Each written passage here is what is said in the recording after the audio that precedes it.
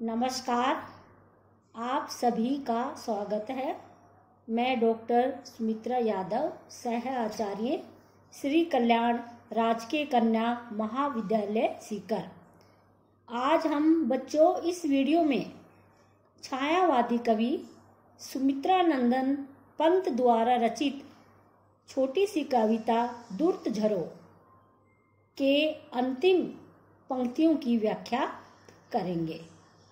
इन पंक्तियों में पंत जी ने सूखे पत्ते व मरे हुए पक्षी के माध्यम से हमारी प्राचीन रूढ़िवादी परंपराओं को नष्ट करने की बात कही है, क्योंकि जब तक हम हमारी प्राचीन रूढ़िवादी जीर्ण शीर्ण मान्यताओं को नहीं छोड़ेंगे, तब तक नए युग का आह्वान कैसे कर पाएंगे।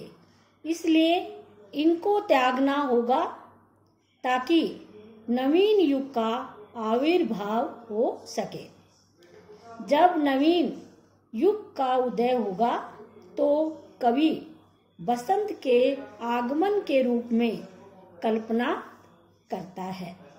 जैसे पतझड़ के बाद बसंत आता है, जिससे चारों ओर हरियाली छा जाती है, उसी भांति प्राचीन युग नष्ट होगा, तभी नवीन युग की स्थापना होगी।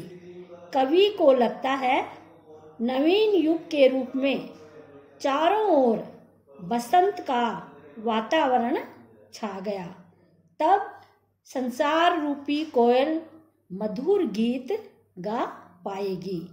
यहाँ कवि पंत जी ने बसंत को नवयुग का सूचक माना है, तो कोयल को संसार का सूचक कहा है।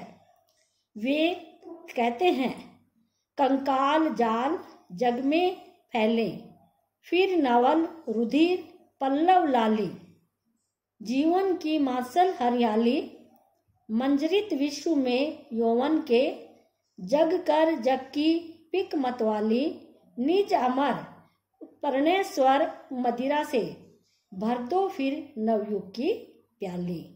तो यहाँ व्याख्या करने से पहले हम कठिन शब्दों का अर्थ बताएंगे। कंकाल माने हड्डियों का ढांचा, रुधिर माने रक्त, मासल माने मसल, मंजरित माने मंजरी से युक्त, पिक माने कोयल, और मदिरा माने शराब। तो कवि पंत व्याख्या करते हुए कहते हैं, कंकाल जाल जग में फैले, फिर नवल रुधिर पल्लव लाली। कवि कहता है, पतझड़ के बाद नवीन बसंत आती है, उसके आगमन की भांति ही नवीन युग के आगमन का आरंभ होता है। इसी आकांक्षा से पंत जी कहते हैं कि प्राचीन युग का यह संसार हड्डियों के ढांचे के समान है, जिसमें नवीन रक्त के संसार से नया जीवन आ जाएगा।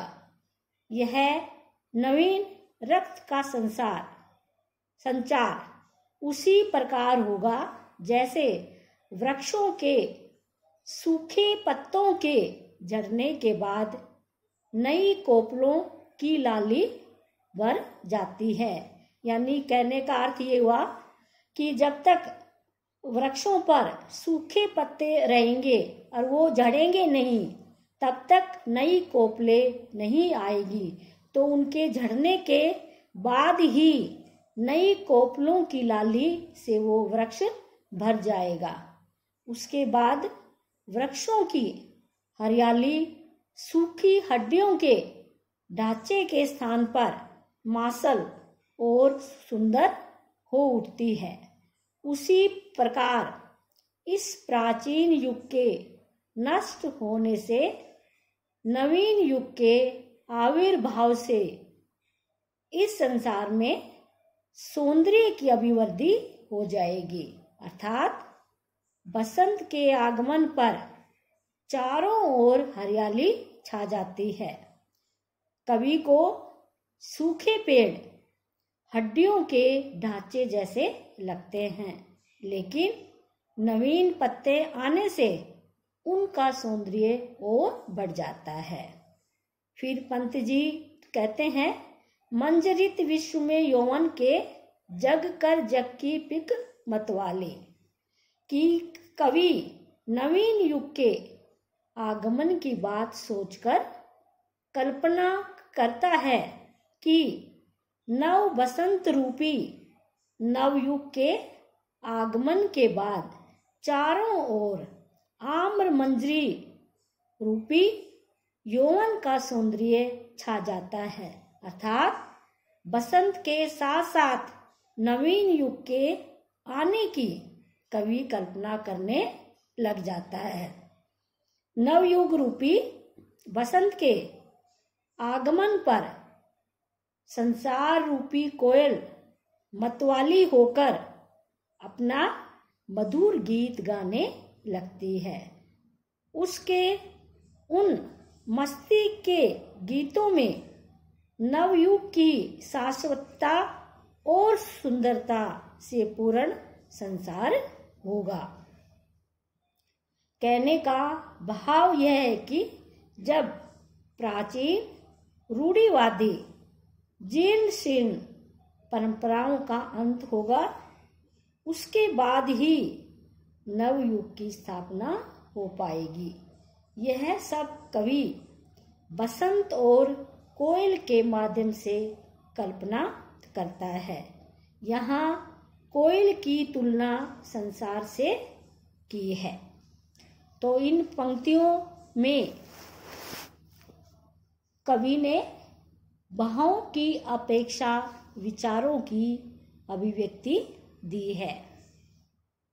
बसंत के माध्यम से कवि नवयुग की ओर संकेत करता है। कवि ने नवयुग को बसंत और कोयल को संसार मानकर उसकी कल्पना की है और अलंकारों में रूपक, अनुप्रास, यमक आदि अलंकारों का प्रयोग किया है। धन्यवाद।